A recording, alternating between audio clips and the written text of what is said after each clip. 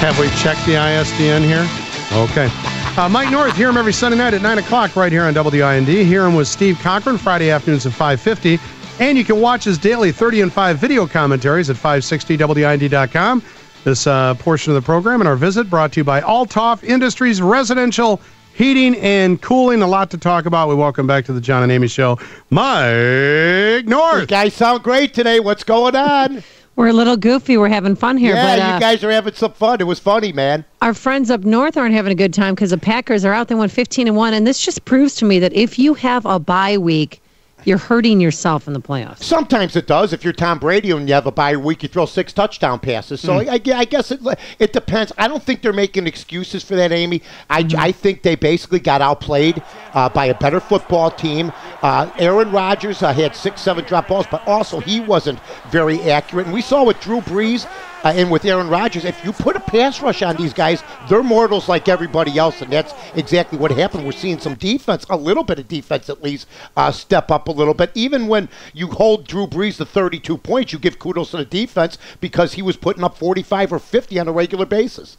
Why does God hate Tim Tebow? He loves him. He's going to be the starting quarterback next year. John Elway made the comment. I'm sure he checked with John Fox, the head coach, before he did. But he says next year they're going right into the season with him as the starting quarterback. That's a wise move.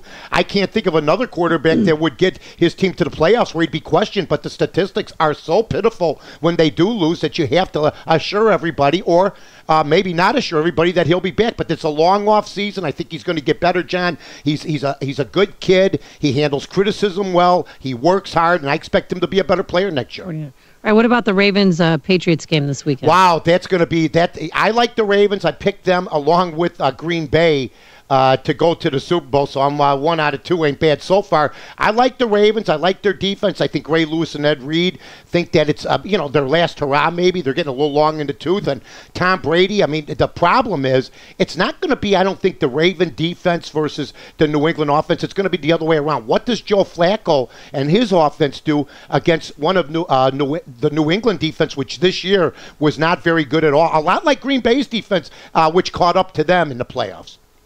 And what about 49ers Giants? Woo, Jim Harbaugh. Jimmy. I can't. I love it. Don't you love it? I used to run. You run with the guy. Now the guy's a head coach of a team going to the.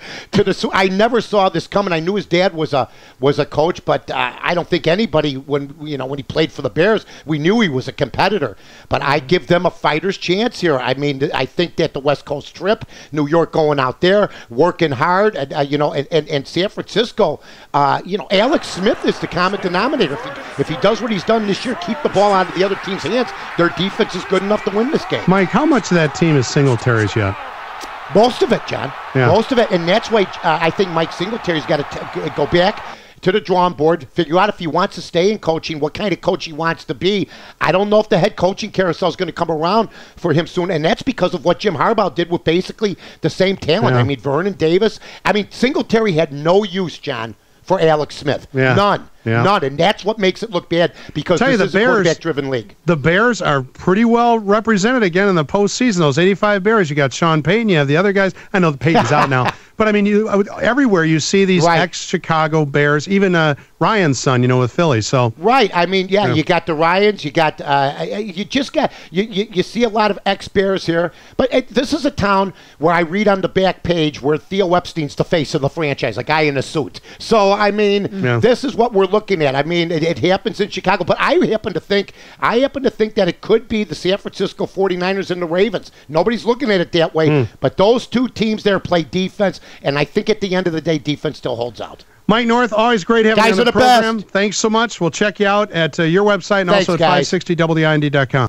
Flood Brothers Disposal and Recycling Services are professional waste haulers. Now, the Flood family is big on service. It's our #1 priority, and we offer extremely competitive pricing because the Flood family is here to help you in this tough economy. Remember, at Flood Brothers, we build relationships, and the only thing we're big on is service. Call us at 773-626-5800 or floodbrothersdisposal.com.